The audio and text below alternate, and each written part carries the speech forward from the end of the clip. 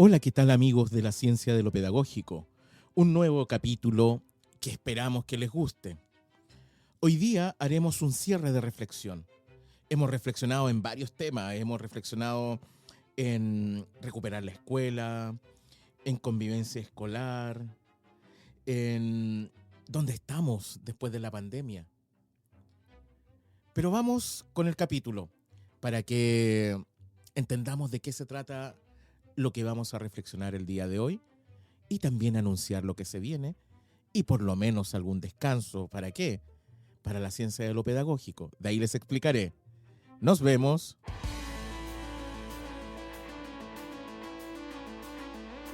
La ciencia de lo pedagógico con Gabriel Erices.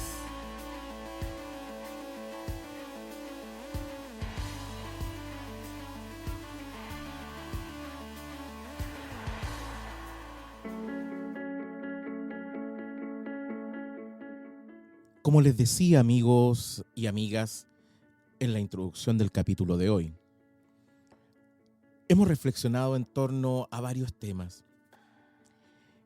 El último tema que conversamos fue que las escuelas vuelvan a ser escuelas. A partir de una reflexión que, que realizamos sobre qué es lo que está pasando en las escuelas en Chile. ¿Por qué hay tanta violencia escolar? ¿Qué sucede? ¿Qué sucede con los apoderados, con los papás, con las mamás?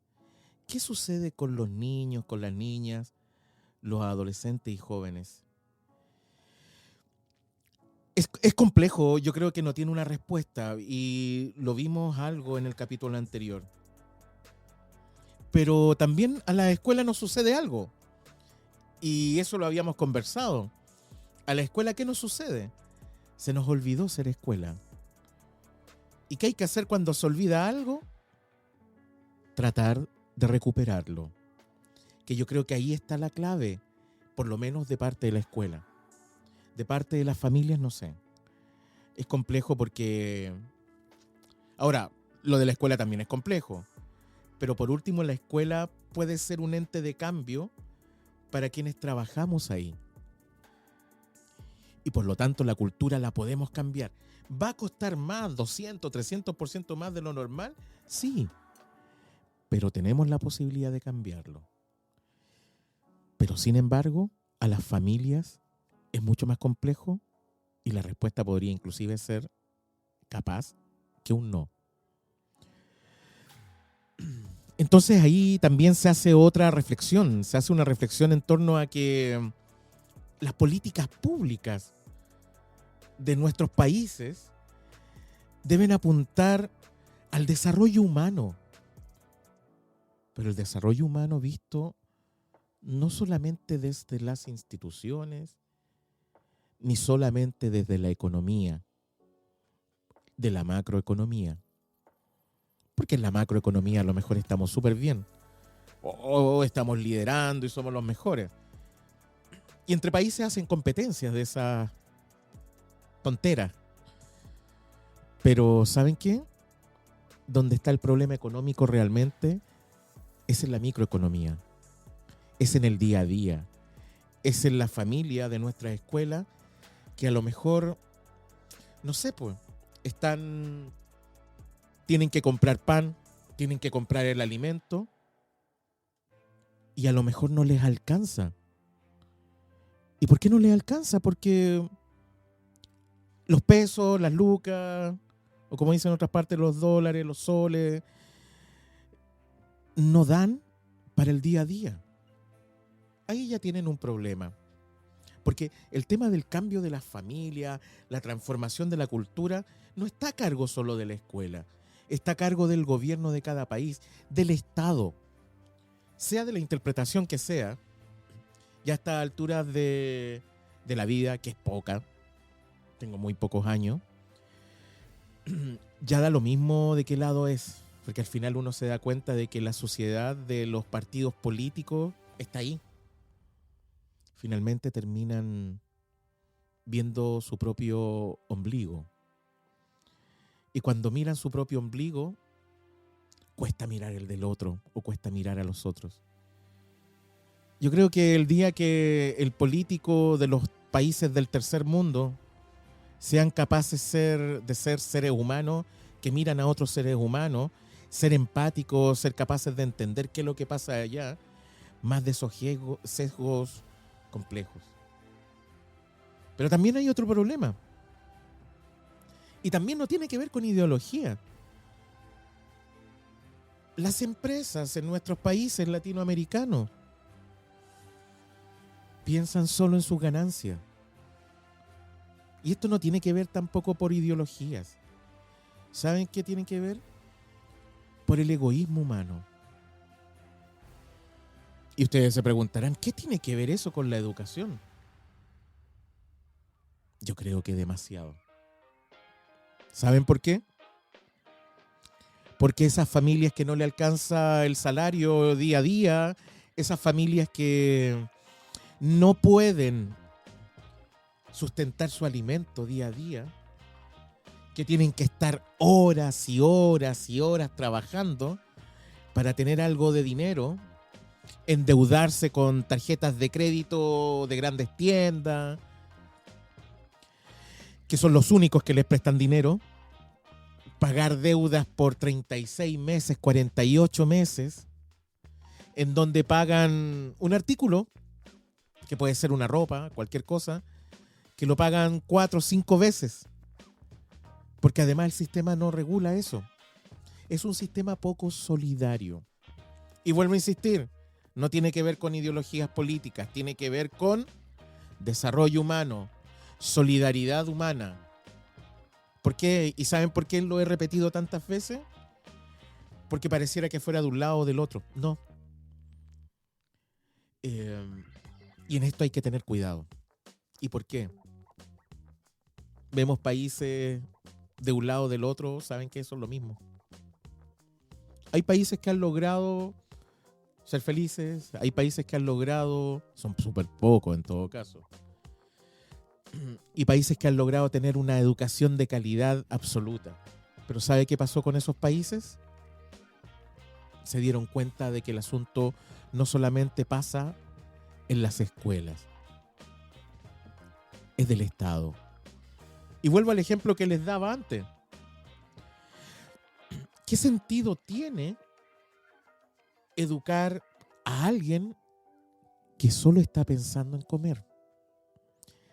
Y recuerdo aquí a la líder de Heck Wate, a Daisy, si no me equivoco, disculpen si no recuerdo el nombre, en donde finalmente la escuela está como en el 5.º lugar. Niños de 7, 5 años, 10 años, trabajando en el campo. Los mandan a trabajar, no tienen un lugar donde estudiar. Tienen un lugar, ahí está, el Estado les tiene escuela, pero ¿saben qué? La familia quiere comer. Y ahí vienen otras cuestiones y otros abusos que son enormes a nuestras niñas y nuestros niños. ¿Dónde se encuentra la justicia social ahí? ¿Qué hago como profesor? ¿Qué hago como profesora? Porque no se trata de ser un superhéroe o una superhéroe. No estoy refiriéndome a eso. Tenemos que denunciarlo. Y no tiene que ver con ideologías políticas. Tiene que ver con el desarrollo y la solidaridad humana. No tiene que ver con religiones. Porque aquí no tiene que ver con eso. Tiene que ver con cómo nos hemos comportado nosotros como seres humanos. Creas o no creas en Dios, tengas o no tengas política, creas o no creas en cualquier cosa. ¿Dónde estamos nosotros para cambiar esa realidad? ¿Y cuál es el aporte que debemos hacer? Todos tenemos un aporte.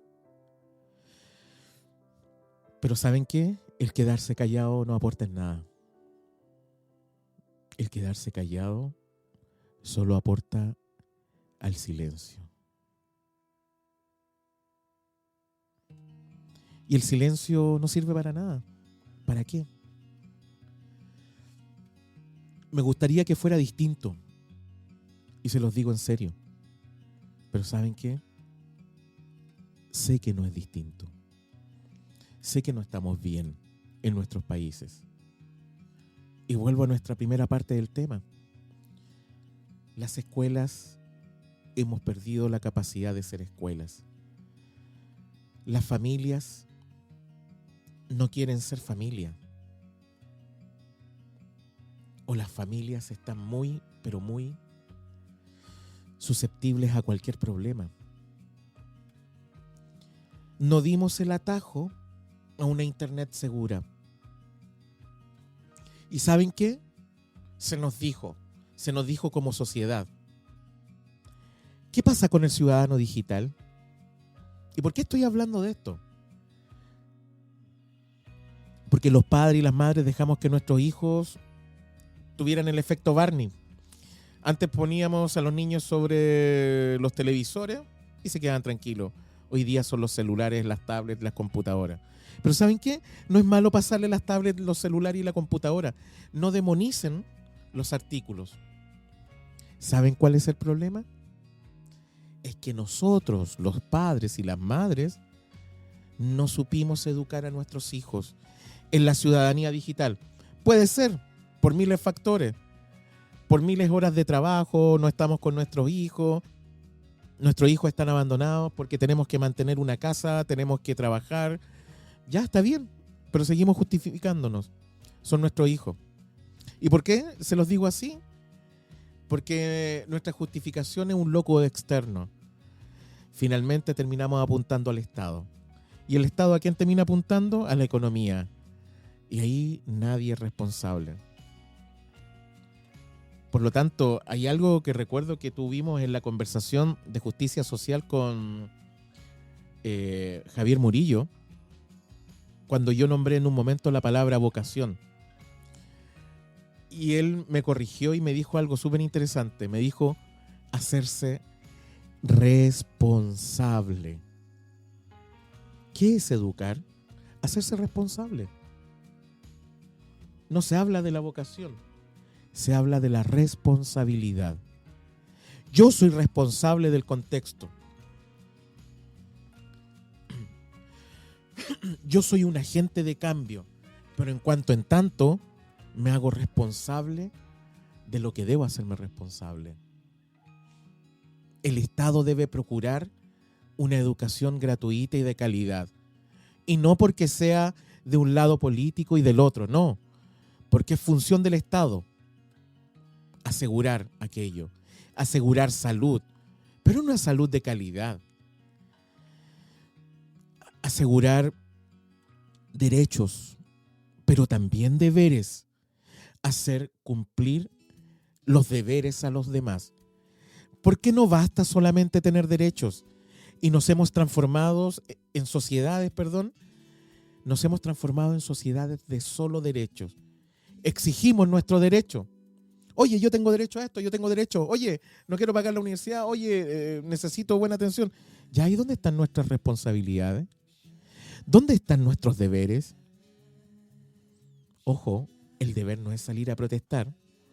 El deber no es, quemar algo. ¿Dónde está el deber? El deber está en la responsabilidad que uno tiene en el día a día. Yo siempre esto se lo he dicho a uno, me acuerdo que se lo dije a una alumna, que era una gran luchadora desde el punto de vista de los paros, de las tomas. De hecho, perteneció, porque ya está en la universidad, perteneció a asociaciones de centros de estudiantes de acá de Chile. Y yo siempre le decía, y tuvimos una discusión muy fuerte en esto, cuando se pidió el cambio de la ley orgánica de educación, que pasó del OCE al eje. Se hicieron tremendas protestas. Recuerdo hubo tomas, hubo protestas de profesores, protestas de estudiantes. Aquí en Chile, cuando se moviliza la educación, se moviliza en todo ámbito, cuando está unida. Y son miles los que marchan. No son 300, 400 o 1000 personas, son miles. Todos los estudiantes universitarios, todos los estudiantes secundarios, todos los docentes, las docentes.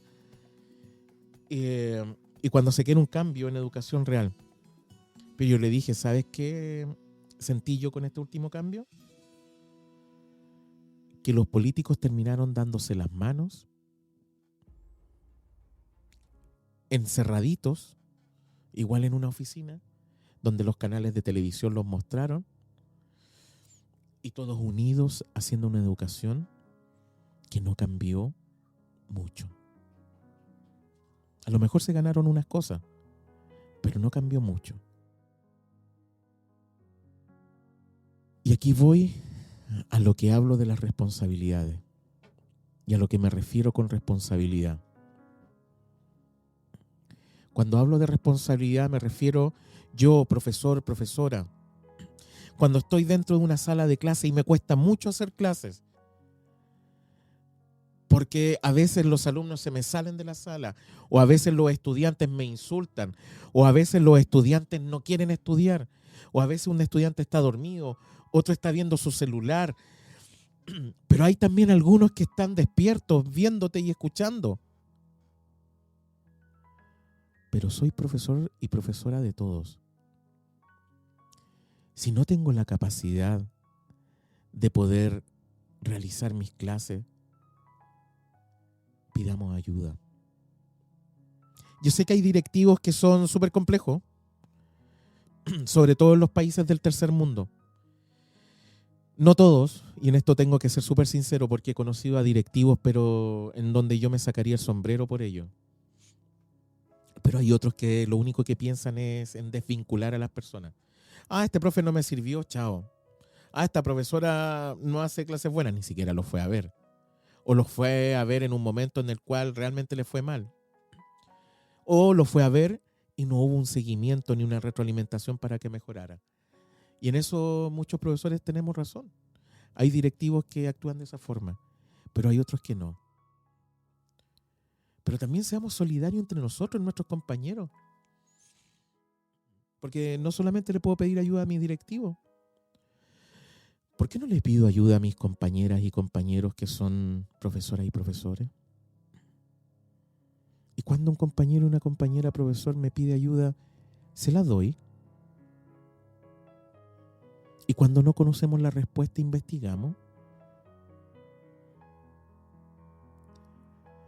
Cuesta hacer clases, y lo sé. He tenido 45 alumnos en mi clase. Y además con una asignatura que ni siquiera lleva calificación numérica, sino conceptual. Hubo clases que no me resultaron jamás. Hubo clases que fueron un desastre. Pero busqué. Me dejé ayudar. Me di cuenta que me faltaba. Y tuve logros. Y lo más seguro, si volviera a hacer clases hoy en día, me costaría. Pero tendría que hacer el mismo camino. Tendría que volver a investigar, a pedir ayuda. Y eso no nos hace mal. Y cuando se habla de responsabilidad, y no de vocación, sino de responsabilidad, es ser capaz de poder dar ese paso. Dar ese paso de ser profesor y profesora. Yo estudié esto porque quiero cambiar la sociedad.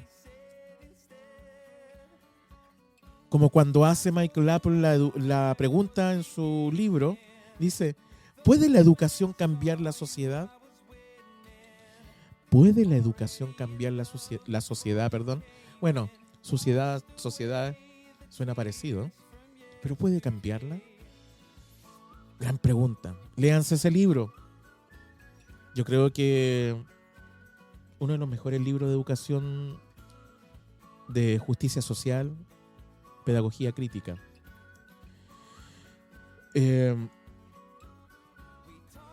Las respuestas pueden ser muchas, pero las respuestas están asociadas a multiplicidad de factores. Yo creo que este es un justicia social 2.0 y vamos a tener un justicia social 3.0 de nuevo con Javier Murillo. Estoy esperando que me llegue el libro.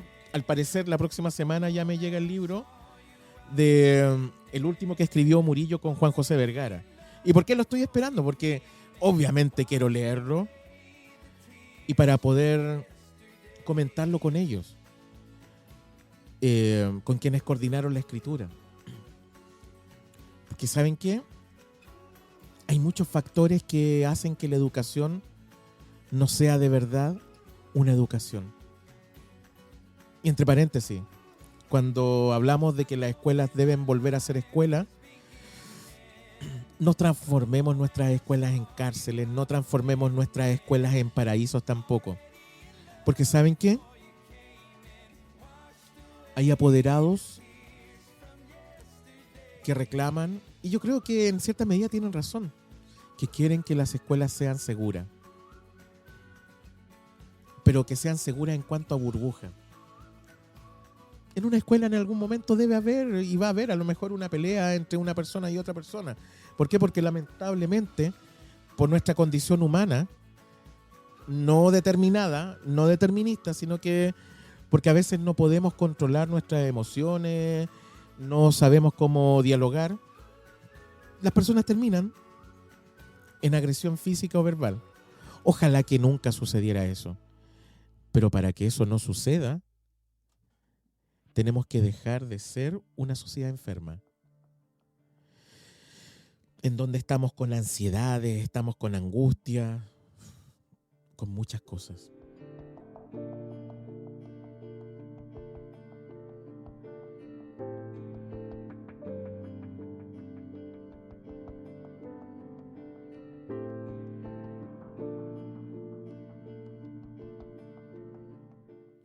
Una sociedad que debería dejar de ser enferma, debería dejar de ser mirada hacia el ombligo, todos mirarnos ahí. Pero ¿saben qué? Hay muchos factores que son responsabilidad de nosotros, pero también hay factores externos. Como yo les decía en un principio, aquí no tiene que ver con cosas de política, partidistas, a eso me refiero. ¿Por qué? Porque la política es el quehacer humano, por lo tanto todo es política. Pero tiene que ver con temas de justicia social, de solidaridad. Pero no esa solidaridad de dar y recibir. Eso no es solidaridad. Eso es limosna. Solidaridad es otra cosa. Y la solidaridad se descubre en el otro y en la otra. No se descubre en mí mismo. Para descubrir la solidaridad tengo que mirarme a mí, tengo que mirar al otro y vincularme con el otro. Y para que mejore esa educación que nosotros queremos que mejore, las claves son múltiples. Pero ¿saben qué? Hay que empezar por algo. Yo sé que el currículum es súper importante en las escuelas. Tiene tal importancia que el currículum puede generar que nuestros estudiantes estudien alguna carrera, conozcan cosas. Pero el currículum no debe ser solo academicista. Debe haber un currículum valórico. Yo sé que acá se han hecho intentos. Tenemos las 2 horas de orientación desde la enseñanza básica, de primero básico hasta segundo medio, que sería 10º grado. Pero todavía no la tenemos ni en 13º y en 14º, perdón, en 11º y 12º grado, que serían 3º y 4º medio acá. ¿Por qué no? ¿Y está concentrado en eso también? Preparamos a nuestros profesores de la universidad para que sean profesoras y profesores guías, tutores, profesores y profesoras jefes. Muy pocas universidades lo hacen. Y cuando nosotros entramos a estudiar pedagogía y después salimos al mundo del trabajo, vemos la orientación como algo que no importa. La desechamos porque además no tiene calificación numérica. Es conceptual. Oh, qué mal. Soy profesor de matemática. Soy profesor de literatura o lenguaje, que es lo más importante dentro de una escuela. ¿Sí? Tiene un alumno que es experto en matemática, que es experto en lenguaje, pero trata a sus compañeros horrible. Es el peor en convivencia escolar. ¿De qué sirve tener un alumno así? Si lo único que va a lograr en la vida es conseguir su objetivo, pasando a llevar a los demás. Como hay otros que son súper inteligentes en esas áreas y son súper solidarios también. No estigmaticemos como lo hacen los otros. Pero ¿saben qué? La escuela no debe centrarse solo en currículum, que son importantes, sí, porque todos los currículums son importantes. Solo en lengua y literatura, solo en matemática, solo en historia, solo en inglés, solo... También están las artes. Normalmente las escuelas de enseñanza media, sobre todo técnicos profesionales, tenemos que escoger. Un año los alumnos tienen, solo en primero y segundo, un año los alumnos tienen música, el otro año tienen arte. ¿Por qué los 2 años no tienen arte y música? Los 2 años. Suelten los dineros, las lucas, Ministerio de Educación. Sostenedores también. No voy a invertir en esto si la matrícula no es la necesaria. Yo sé que se necesita matrícula y cantidad de estudiantes, pero nuestros estudiantes no son un número. Yo creo que en educación hay que invertir. Gobierno, empresarios. Aquí está la responsabilidad de los empresarios. Que paguen buenos sueldos. Paguen buenos sueldos, buenos salarios. Pero también tengan una responsabilidad social. Parte de las ganancias ojalá fueran a escuelas. Oigan, hay escuelas técnico-profesionales que son claves para el mundo de la empresa. Donen todos los años para que las escuelas, por ejemplo, que por la subvención no pueden contratar un profesional como, no sé, un asistente social, un terapeuta ocupacional, que a lo mejor tienen, pero no les da para más horas. O capacitar a profesores y profesoras que van a generar trabajadoras y trabajadores para ustedes también en la empresa, que sean de mejor calidad, que cumplan con los estándares. ¿Se dan cuenta? Porque en los países desarrollados pasa eso, pero en los de verdad, en donde ven en la escuela esta necesidad del técnico que va a ir y va a ganar buena cantidad de dinero, pero también va a ser experto en su área. Y lo ven de esa perspectiva. Y por lo tanto, se invierte.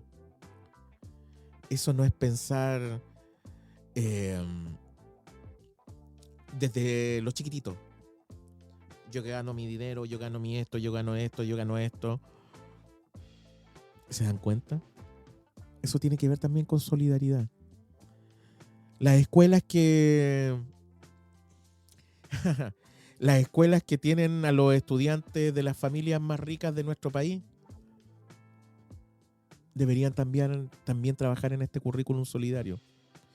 Pero ojo, porque la mayoría son religiosas. Y si no son religiosas, tienen intencionalidad religiosa. Eduquen en la verdadera solidaridad, no en la limosna. Porque la limosna no sirve de nada. Eduquen en la verdadera solidaridad y en la justicia social, que no tiene que ver con ideologías políticas. Tiene que ver con el amor, tiene que ver con la solidaridad, con la responsabilidad. Ustedes, directoras y directores y dueños de colegios de particulares, pero de los de verdad, en eso donde se paga una millonada cada año. Eduquen a sus hijas y sus hijos en la solidaridad, responsabilidad y el amor, no en la limosna. Y yo creo que por ahí va el camino. Les guste o no les guste. Pero ¿saben qué? Ahí tenemos que poner la mirada del cambio. O la mirada de la transformación. Y cuando me preguntaron al principio, o mejor dicho, yo me autopregunté al principio, ¿qué es esto? ¿Qué es la solidaridad? ¿Qué es la justicia social? ¿Por qué las escuelas no somos escuelas? Por esto, po. Yo puedo tener mucha rabia y puedo tener mucho enojo con el apoderado de nuestra escuela, pero ¿saben qué? Son apoderados de escuelas que fueron las mismas escuelas y la pobreza se sigue reproduciendo. Y finalmente, ¿qué es lo que genera reproducción de pobreza? Más ignorancia. No sé si era un estudio o una investigación que se hizo en donde se demostró que el pobre, el que está endeudado y el que sufre de estrés severo, obviamente, cuesta que sus funciones cognitivas se ejecuten de buena forma. O mejor dicho, son más bajas. Y por lo tanto, aquí tiene que ver algo asociado a la pobreza. Y ahí está la justicia social. La ciencia lo demuestra. Al pobre va a tener menos oportunidades ya de base. Entonces, ¿qué hacemos?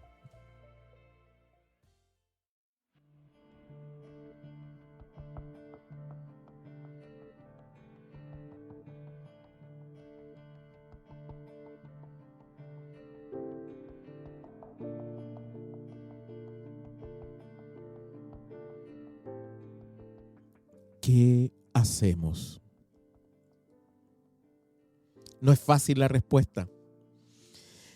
Pero ahí está, queridas y queridos amigos. Quiero contarles también. Vamos a tener un receso de 2 semanas. Y ustedes se dirán, ¿por qué? ¿Quiere descansar, Gabriel? Bueno, sí, también un poquito.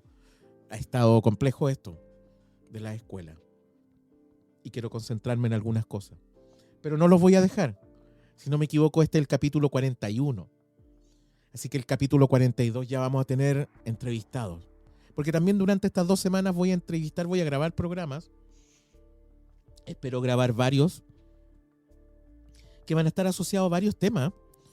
Quiero seguir con el tema de la justicia social. Ustedes saben, me llega el libro que coordinó Javier Murillo y Juan José Vergara. Por fin me llega a mis manos. Lo leeré con muchas ganas. Y obviamente a partir de esa lectura voy a poder tener una nueva conversación con ellos para hablar de justicia social, pero desde la mirada de esos libros. Constanza también, que es la que nos habló sobre el DUA, nos va a dar una excelente recomendaciones de aplicación del DUA. ¿Cómo se aplica en el aula realmente el DUA? Porque necesitamos aplicar el DUA. Nos habló de estos, ¿cómo se llama? Pilares. Pero ¿cómo aplicamos los pilares? Es fundamental generar esto. Ver cómo aplicamos los pilares, cómo los pilares son fundamentales y en el aula, ¿cómo se hace uno de esos?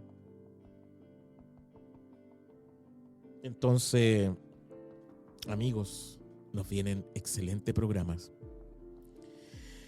Otra de las cosas que vamos a conversar, y a lo mejor les va a gustar mucho, es sobre convivencia escolar y cómo la psicología nos puede ayudar en el entender al interlocutor, el apoderado, el estudiante. ¿Por qué los estudiantes son tan agresivos?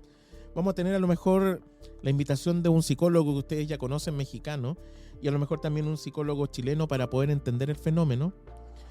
y a lo mejor un profesor o profesora, porque también necesitamos tener la visión de un profesor o de una profesora de decir, oye, esto pasa en mi escuela, ¿qué estamos haciendo para poder mejorarlo? Bueno, se vienen con muchas cosas en 2 semanas más, en donde retomaremos en el capítulo 42 la ciencia de lo pedagógico.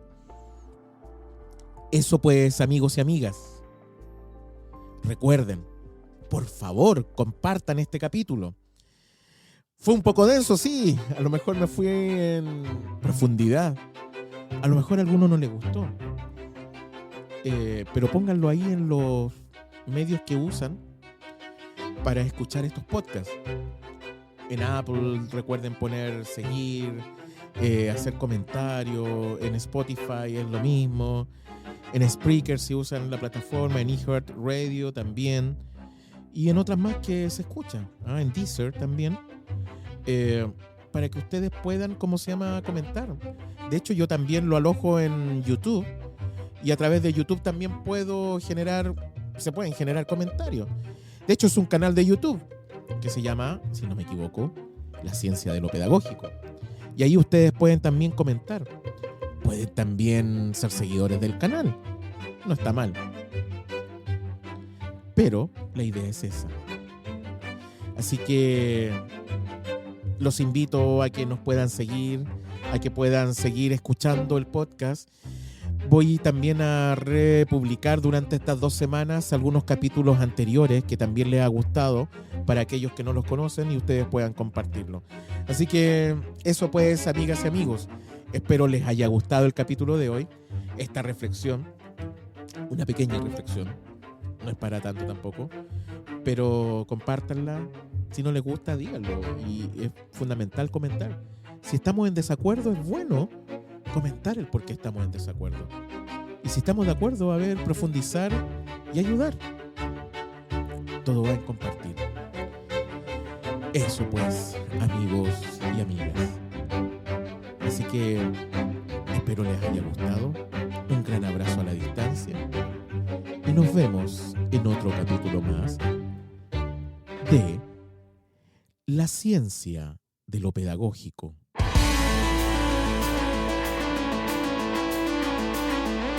La Ciencia de lo Pedagógico con Gabriel Erices.